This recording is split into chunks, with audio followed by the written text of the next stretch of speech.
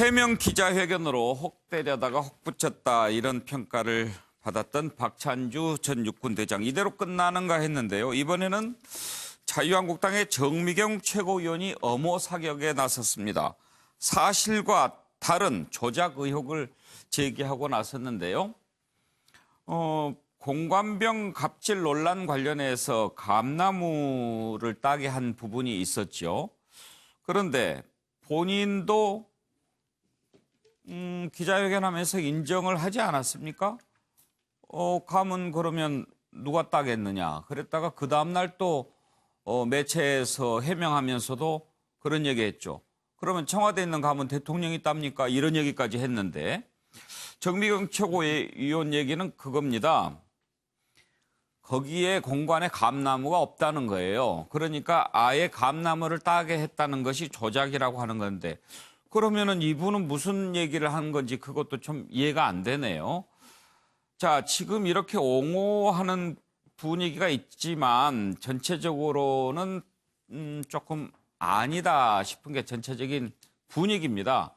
국민의 관점에서 판단하겠다. 그리고 국민 공감 능력이 떨어지는 것 같다. 이런 얘기도 했는데 앞으로 어떻게 될지도 궁금합니다. 한번 관련된 녹취를 들어보죠.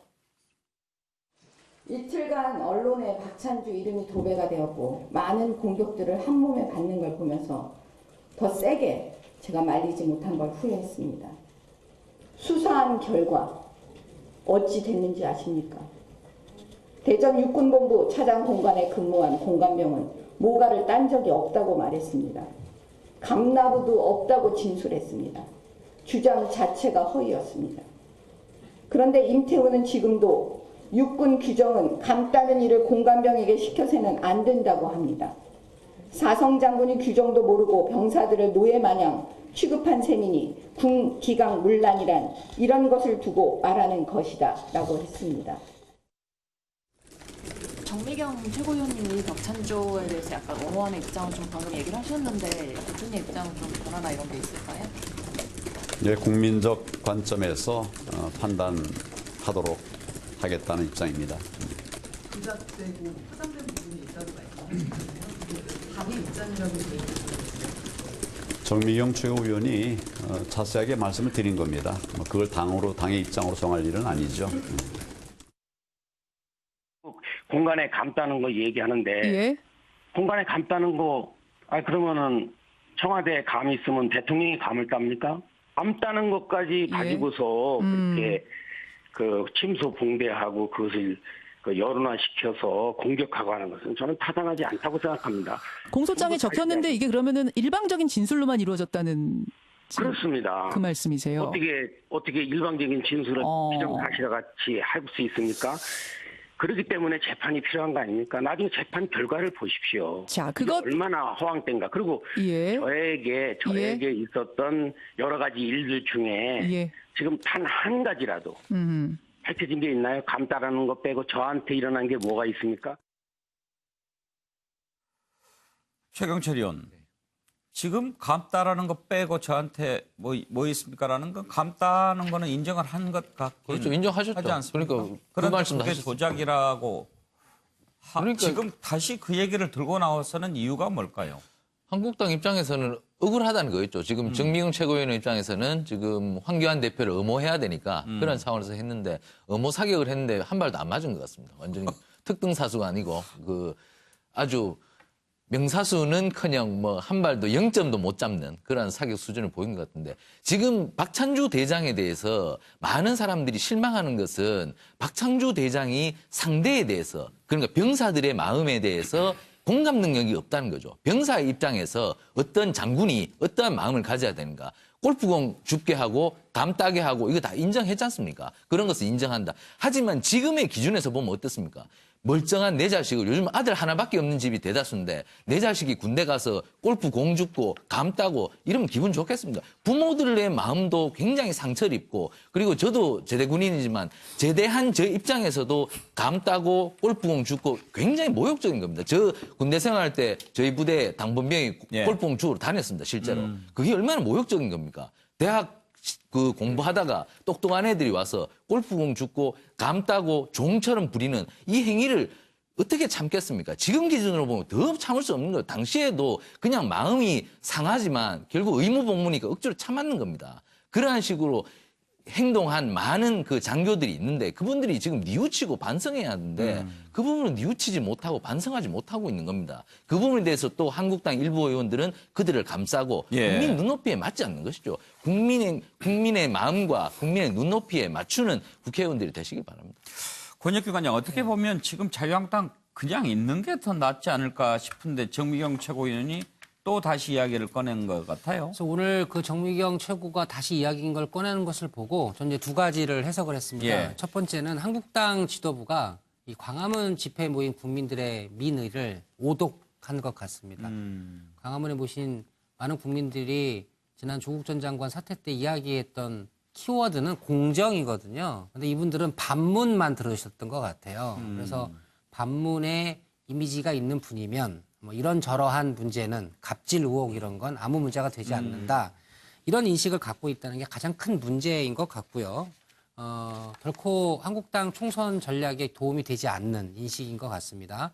그리고 그러면 왜 또 정미경 최고위원이 여론이 안 좋은 걸 알면서도 왜 저 이야기를 꺼냈을까? 결국은 박찬주 대장을 어물쩡하게라도 영입을 해서 예. 박찬주 전 대장이 원하는 천안에 출마를 시키겠다. 이런 의사를 지도부가 갖고 있는 것이 아닌가 싶습니다. 그 이유 중에 하나가 이 정도 여론이 들끓었으면 황교안 대표가 영입 철회를 공개적으로 천명을 해야 되거든요. 예. 아직까지 공개적으로 입장을 밝히고 있지는 않습니다. 그래요. 그래서 이런저런 이유와 정치적 목적이 좀 깔린 정미경 최고의 발언이 아니었나 그렇게 추정해 봅니다. 정태근 의원은 왜 저 황교안 대표가 명확하게 아직도 얘기를 안 한다고 생각하세요? 미련이 남았겠죠. 근데 오늘 사실은 정미경 최고위원의 발언을 저는 어떻게 이해했냐면요. 개인적 경험과 그리고 이제 같은 신앙인으로서의 뭔가 좀 연민이라고 그럴까요? 이런 것 속에서 보호하려고 했던 의도가 굉장히 크지. 정치적 의도를 가지고 이제 이 긁어부스럼이 될 걸 뻔히 알면서도 보호한 건 아니라고 보여지. 그럼 무슨 얘기냐면요. 정미경 의원의 아버님이 소위로 인관해가지고 예. 부인이 셋째를 낳을 때에 낳으며 출산하면서 돌아가셨어요. 셋째 부인? 셋째를 낳을 때, 예. 셋째 애를 예. 낳을 때 돌아가셨고 그래서 그 주변 사람들이 그걸 도저히 견디지 못하니까 베트남전에 나가라. 이런 굉장히 아픈 가족사가 있어요. 그래서 이제 이전에도 정치할 때 보면은 그 군인 생활을 하는 이 장교들이 어려움 이런 얘기를 굉장히 많이 했습니다. 그리고 거기에 더해가지고 정미경 의원도 마찬가지고 박찬주 대장도 마찬가지고 굉장히 독실한 신앙인이거든요. 상당한 교분이 있었을 거라고 봐요. 그래서 뭔가를 그래도 박찬주 전 대장을 위해서 옹호해줘야 되겠다라고 하다 보니까 이 자료를 찾는 건데 한마디로 제가 보기에는 긁어부스럼이거든요. 그러니까 예. 인간적으로 위로를 해드리고 정말 정치를 하려고 그러면 다른 방법으로 조언을 드리는 게 맞지. 저런 방식으로 긁어부스럼을 만든다고 해서 오히려 더 정치하기가 어려울 수밖에 없거든요. 제가 어제도 말씀드렸습니다만 지금 박찬두 대장 입장에서 봤을 땐 본인이 왜 정치를 해야 되는가, 어떤 생각으로 정치를 하는 것인가, 이 문제를 먼저 정리를 하셔야지 예. 풀려갈 수 있거든요. 도움이 안 되는 엄호 사격이었다. 이런 말씀이시군요. 황교안 대표가 맨 처음에 내부에서 문제가 제기가 됐을 때 좀 보류를 했죠. 그때 배제했느냐 이렇게 기자들 질문하니까 배제라니요. 라고 하면서 여전히 영입 의사가 있는 것처럼 했다가 이제 조금 문제가 더 커지니까 국민적 관점에서 판단하겠다. 이것도 여전히 보류 상태입니다. 왜 직접 언급을 하지 않을까 하는 부분도 궁금한데요. 관련된 덕치를 좀 더 들어보겠습니다. 그럼 박찬주 대장을 영입 발표해서 배제하신 것은 가장 큰 이유가 뭔가요? 지금 내 말씀 들었습니까? 배제라니요. 정말 귀한 분이에요. 결국 국민의 관점에서 판단을 해야 될 것 같습니다. 그런 정도로 말씀드리겠습니다. 그 삼천교육자 관련해서 나중에 얘기하겠다라고 하셨는데 그거에 대한 대표님 입장을 좀 들어주세요. 지금 말씀드린 것처럼 이 문제에 관한 판단은 국민의 관점에서 판단할 수밖에 없다. 그런 생각을 합니다. 결국은 이분 마음은 우리 공화당에 있다 이렇게 생각하고 있습니다. 그럼 총선 때 박찬주 대장이 우리 공화당 이름으로 출마를 할 거다 결국은. 그럴 가능성이 높다 저는 그렇게 봅니다. 그거는 이제 나중에 제가 그렇지 않아도 예. 제가 언론을 좀 만나지 말아라. 언론을 만나지 마. 그래서 오늘 네. 인터뷰가 캔슬이 됐군요. 제가 그런 이제 또 사과를 해야 되는 거 아니냐라는 여론도 있는데 어떻게 보시는지. 그런 것도 다 나중에 고치를 해드리겠습니다. 잘 코치를 해드리겠습니다. 알겠습니다. 코치를 해드리겠다고 하는데 오영식 의원께서는 정미경 최고위원의 저 발언 그리고 아직도 자유한국당이 좀 미련을 갖고 있는 것으로 생각하십니까? 네, 저도 그렇게 보여집니다. 예. 일단 황교안 대표가 저희가 이렇게 전에 들은 바로는 저 박찬주 대장 영입 작업에 상당히 공을 좀 들였다라고 알고 있거든요. 그래서 저는 박찬주 대장에 대해서 적어도 황교안 대표는 아직도 미련을 갖고 있구나 이런 인식이 좀 있고요. 앞서 이제 개인 차원의 어떤 신앙적 문제나 또 어떤 사적인 이런 부분도 우리 정 의원께서 말씀하셨지만 정미경 지금 최고위원은 최고위원이에요, 당에. 그것도 공식적인 발언을 통해서 지금 이야기를 했단 말이죠. 근데 이 박찬주 대장과 관련된 이 논란의 핵심을 정확히 이해를 못하고 있는 거 아닌가 싶은 거죠. 박찬주 대장이라는 분이 정말 사병의 입장에서 신성한 국방의 의무를 하기 위해서 군대에 입대를 한 젊은 사병을 감따게 하고 골프공이나 죽게 하고 이런 것들을 규정에 있는 당연한 상관의 지시사항이기 때문에 해야 된다라고 하는 이러한 인식이나 태도 또 그러한 사병들을 군에 보내서 매일매일 걱정하고 있는 부모님들이나 국민들에게 이러한 발언들은 빗으로 꽂히는 겁니다. 예. 그래서 사과해야 될 일 아니냐라고 하는 말까지 나오고 있거든요.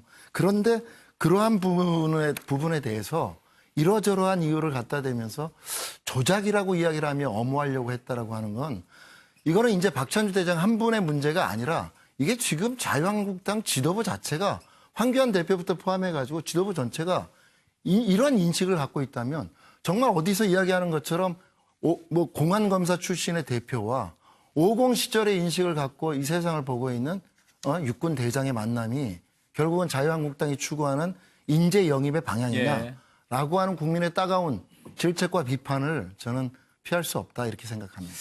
자, 정렬함 소장, 이제 짚어볼 게 그거 아니겠습니까? 정미경 최고가 저 얘기를 한 이유가 단순히 좀 마음을 풀어주고 달래기 위한 것이냐 아니면 여전히 박찬주 전 대장의 효용 가치가 있다고 보고 다시 영입하기 위한 어떤 그 분위기 조성용이냐 이런 건데 어떻게 보십니까? 저는 후자라고 봅니다. 기본적으로 지금 손학비는 피하고 보자. 예. 지금 인재 영입 1호로 내세웠는데 사실상 한국당의 인재가 돼버렸단 말이에요. 한국당에 폭탄을 던진 셈이 돼버렸단 말이에요. 인재. 그렇죠. 예. 그런 면에서 본다면 저는 쉽게 포기하지 않을 것 같아요. 여전히 황교안 대표에게는 이른바 박찬주 전 대장은 인재 영입 1호라고 하는 타이틀은 못 줬지만 정말 귀한 분이다라고 하는 관점은 저는 유지되고 있다. 그것을 저는 이를테면 정미경 최고위원이 대신해 줬던 게 아니겠느냐. 자, 왜 그러냐면요. 저는 또 이런 관점도 봤어요. 저 콩가루 최고위원회 아니냐 이런 생각 들어요. 왜 그러냐면 저 정도의 이 어떤 국민 여론이 나올 것인지를 예상한다면 저런 발언은 안 하게 되거든요.